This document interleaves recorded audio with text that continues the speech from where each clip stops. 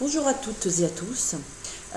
Aujourd'hui, je profite d'un moment de liberté, de disponibilité pour faire une petite review sur un jeu dont j'ai fait l'acquisition hier.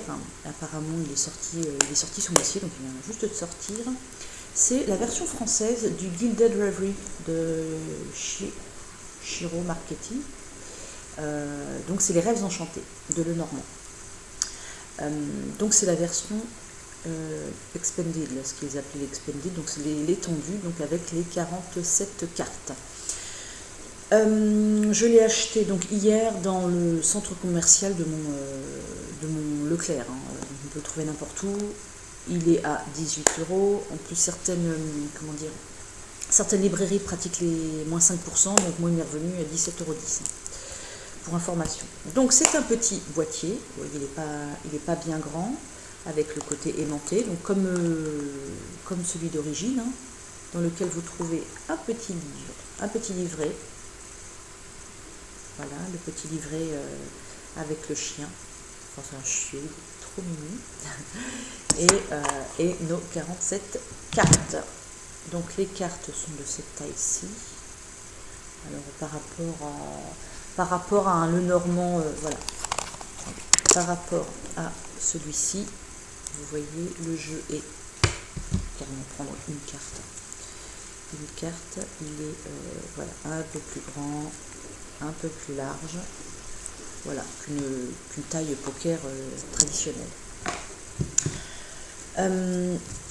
Concernant le livre, donc c'est un petit livret de 95 pages, avec donc forcément l'explication de chaque carte dessus, la présentation du jeu, l'explication de chaque carte, dont les cartes supplémentaires et des exemples de tirage bien évidemment. Concernant les cartes supplémentaires, nous avons donc 47 cartes au total, soit 11 cartes de plus que le traditionnel. Sur ces 11 cartes, vous en avez 3 qui reprennent des cartes qui existent déjà, à savoir les oiseaux. Les oiseaux, donc vous avez 2 cartes concernant les oiseaux, 2 cartes pour l'homme et 2 cartes pour la femme. Et ensuite, vous avez 8 cartes en plus, c'est-à-dire que le jeu va jusqu'à la carte 44. Donc 36 à 44, de la carte 37 à 44, ce sont des nouvelles cartes. Moi je vais commencer la petite revue. J'espère que les images vont être assez nettes parce que ma caméra n'a pas l'air super. Donc nous commençons par la carte 1, celle du cavalier, qui est cette fois représentée par une femme. Une femme sur un cheval de manège. Vous avez, pour celles et ceux que ça intéresse, la cartomancie en bas. Et si on regarde bien, la femme a bien une sacoche en bandoulière avec une lettre. Donc c'est bien le messager. Ça représente bien le messager. Ensuite, nous avons la carte du trèfle. Le trèfle qui est très joli, j'aime bien, les fleurs sont bien représentées. Vous avez donc des feuilles, des trèfles à 3 feuilles, un traditionnel, et un trèfle à 4 feuilles, qui représente bien la chance. Je trouve qu'elles sont très jolies. Certains pourraient les trouver peut-être trop colorées, moi j'aime bien. J'aime bien parce que elles n'ont pas ce côté sombre que peuvent avoir certaines. Ce vaisseau me fait penser aux constructions de Vinci. La carte de la maison, ça ressemble un petit peu à la maison des Schtroumpfs, mais je trouve qu'elle est très jolie. Elle fait bien, pas abri, mais on se sent bien chez soi. Je trouve qu'elle fait bien foyer. L'arbre qui est très joli. L'arbre avec des symboles au centre qui représentent l'arbre de vie, un arc-en-ciel. Elle est très colorée. J'aime bien. Nous avons les nuages. Alors cette carte des nuages, je la trouve particulièrement belle. Je la trouve particulièrement belle et bien faite.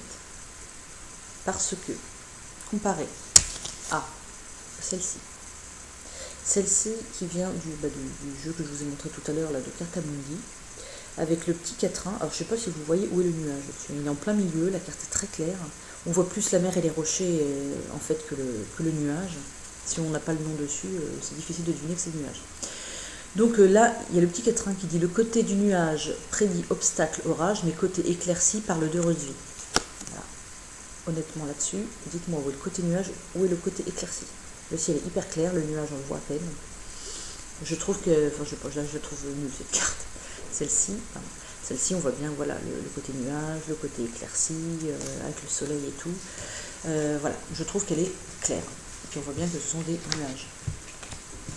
Ensuite, nous avons le serpent, la carte du serpent.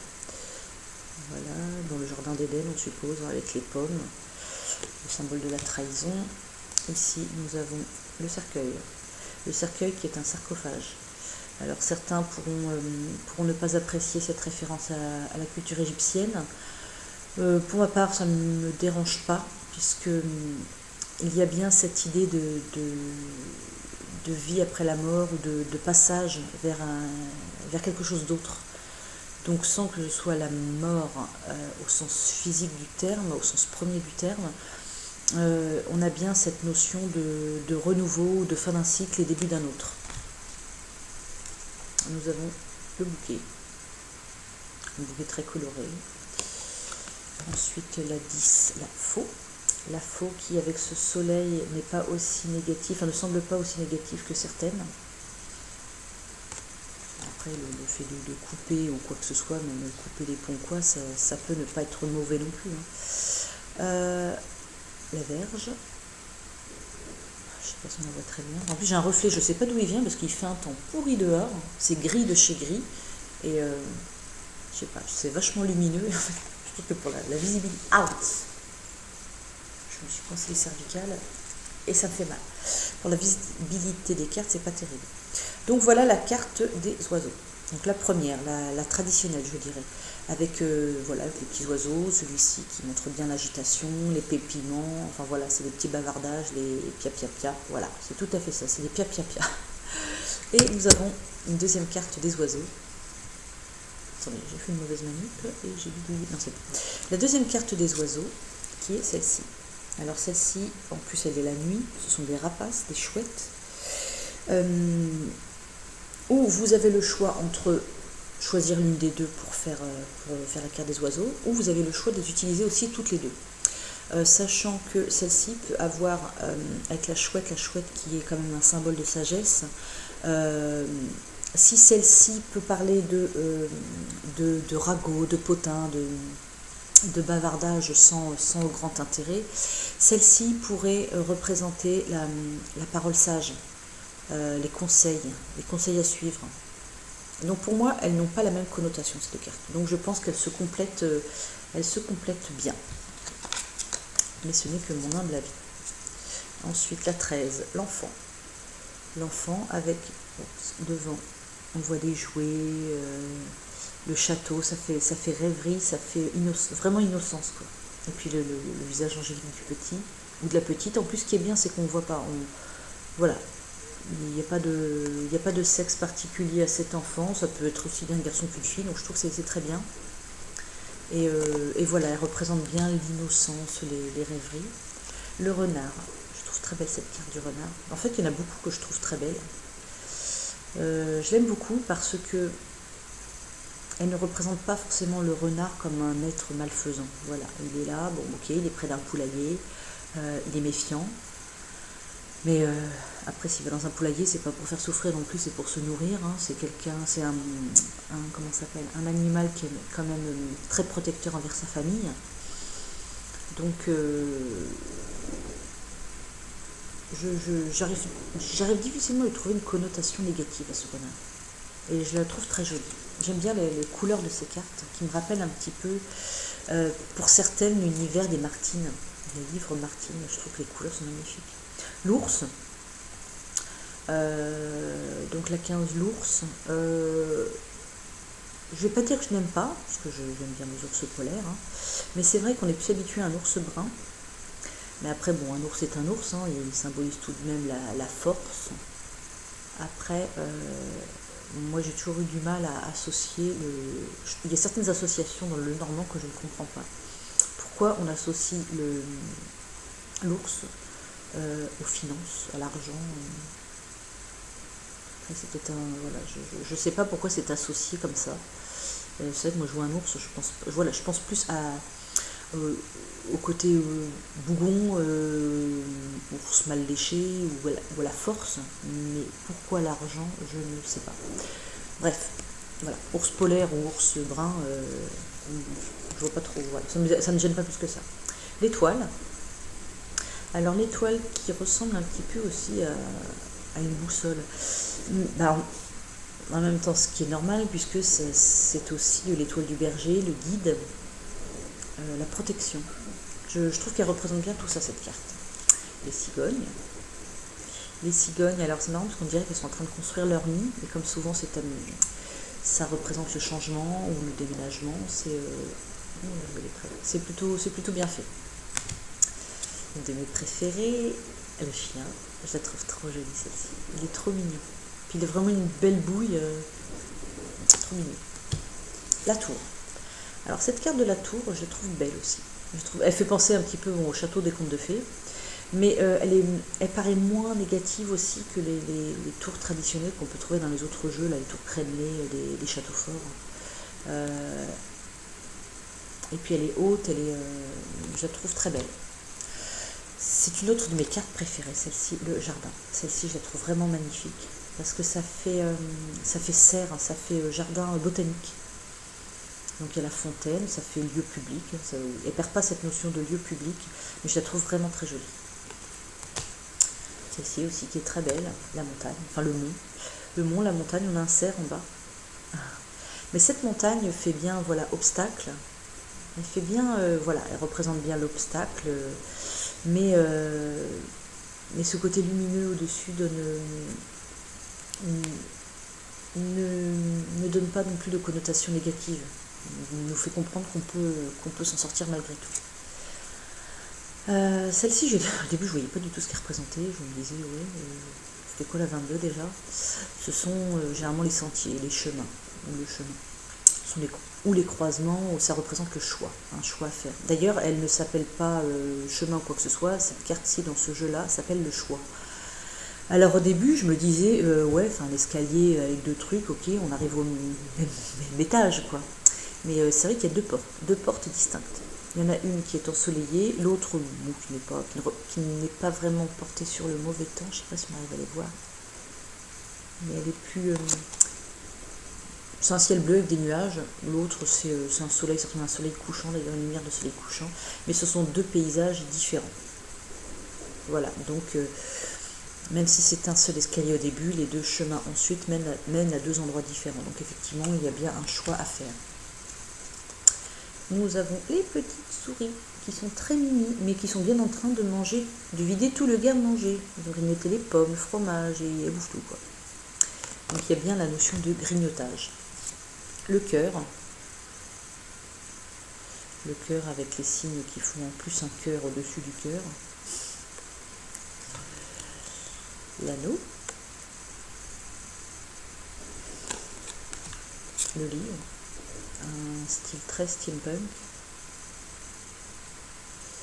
Le livre fermé. Donc en plus là il est fermé, ça fait un peu de journal intime, quoi. Fermé comme avec un cadenas, quoi. Donc celui-là, on ressent bien la notion de secret. Ensuite, nous avons la lettre. La lettre qui, d'après ce que j'ai pu lire dans le manuel, serait un extrait d'une lettre de Mademoiselle Lenormand. Ensuite, nous avons l'homme. Alors celle-ci, c'est la carte usuelle, je dirais, et nous avons une carte supplémentaire. Alors les cartes supplémentaires de l'homme et de la femme sont très sexy, je dirais. Voilà, lui il est torse nu, donc il a le symbole de Mars autour du cou, le symbole de l'homme, la masculinité. Alors le fait d'avoir deux cartes de l'homme et deux cartes de la femme, ça peut avoir plusieurs utilités. Ou bien pareil, vous remplacez l'une par l'autre, ou vous choisissez celle que vous voulez selon la personnalité de l'homme en question à qui vous faites le tirage. Ou alors vous pouvez, dans un tirage, dans un jeu non complet, enfin vous pouvez garder toutes les cartes supplémentaires Comme ça, vous pouvez très bien dans un tirage avoir 2 hommes qui sortent. Donc ça voudra signifier, il y en a une, si votre consultant est un homme, une des cartes représentera l'homme, et la seconde, enfin le consultant je veux dire, et la seconde représentera un autre individu de sexe masculin. Et pour la femme, c'est pareil. Donc ça, ce sont les 2 cartes de l'homme, ça c'est la carte de la femme normale. Bon, comme l'homme, elle a la première carte, c'est pour ça que je dis qu'elles sont... Enfin, non, c'est pas celle-ci, c'est l'autre, forcément. Voilà, ils ont tous les 2 une rose. Lui, il a une rose dans la main. Ils ont l'air d'attendre quelque chose, tous les 2. Ils ont le regard tourné dans la même direction, ils ont l'air d'attendre quelque chose ou quelqu'un. Et ils tiennent tous les 2 une rose à la main. Et l'autre femme, c'est celle-ci. Donc voilà, c'est pareil, la poitrine à l'air, elle a, elle, le symbole de la femme autour du cou. Je ne sais pas si on va le voir là. Enfin, le symbole de Vénus. C'est marrant parce qu'elle a un visage jeune, mais elle a des cheveux moitié gris. Voilà, donc pareil, c'est comme pour l'homme, vous pouvez les remplacer l'une par l'autre ou prendre les 2. Voilà, ensuite nous avons le 10, avec des vitraux à l'arrière. Le soleil. Alors le soleil qui... Ouh, j'ai du mal à centrer mes cartes, moi. Le soleil qui est un visage masculin, donc qui représente bien le côté masculin. Un soleil. Et là, nous avons la lune avec un visage de femme. Alors j'aime bien cette carte de la lune aussi parce qu'elle a bien cette notion d'ésotérisme aussi, de choses cachées, sans que ce soit secret, mais quelque chose de caché, des choses obscures. La clé avec une cage ouverte. Donc une notion de liberté également. Les poissons, je la trouve très belle cette carte aussi. Je trouve que les couleurs sont douces malgré tout. L'encre avec une espèce de tempête. La mer semble agitée. Bon, il y a des mouettes autour, hein, mais la mer semble agitée, mais l'encre justement donne une notion d'ancrage, comment dire, de stabilité, malgré la tempête autour. Et la croix. La croix qui, pareil, elle a un côté religieux, mais elle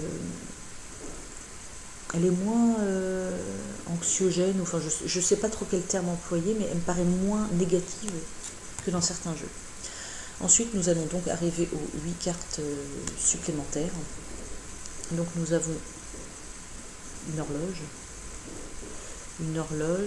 qui représente le temps. Donc après, selon les cartes autour, ça va être rapidité ou attente, ou peu importe.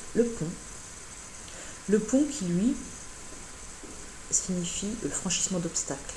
Si on a le mont avec le pont, par exemple, ça veut dire que vous allez réussir à franchir l'obstacle. Elle est très belle cette carte aussi. C'est vrai qu'elles sont jolies. Les dés. Alors le dé, c'est le hasard, mais on peut avoir aussi une notion de chance. Mais de chance, il ne faut pas la provoquer, mais il faut quand même agir pour provoquer cette chance. Contrairement au trèfle qui apporte une notion de... Comment dire ? Je ne vais pas trouver mes mots. Une chance inattendue, quoi. Tandis que ça, il faut quand même forcer un peu la chance. Là, nous avons le masque. Alors, selon la signification, le masque... Attendez, je regarde dedans. Le masque. Est-ce que je vais y arriver ? Donc ça représente, voilà, le masque représente un jeu de rôle. Il peut annoncer la nécessité d'assumer un rôle différent. Il symbolise la dissimulation et la duperie. Et il diffère du renard ou du serpent car son apparence suggère qu'il n'est pas ce qu'il paraît être. Il peut aussi vous avertir de ne pas croire naïvement quelque chose ou quelqu'un. Elle est belle la carte, mais elle fait un peu peur. Celle que je trouve très jolie aussi, c'est le puits. Le puits qui indique la nécessité d'approfondir une question. Entre autres, Et il peut annoncer que vous avez touché le fond et que l'unique solution est de remonter. Il est également lié au souhait, mais s'accompagne d'un avertissement. Attention aux vœux que vous formulez. Soyez prêt à travailler pour qu'ils se réalisent. La 42, la boussole. La boussole, elle me ferait penser un petit peu à l'étoile, justement, au guide, à la direction à suivre. La boussole révèle la direction que vous êtes censé prendre. Elle peut représenter quelqu'un ou quelque chose qui vous prodigue des conseils et vous aide à vous orienter vers un objectif. Donc voilà, le labyrinthe.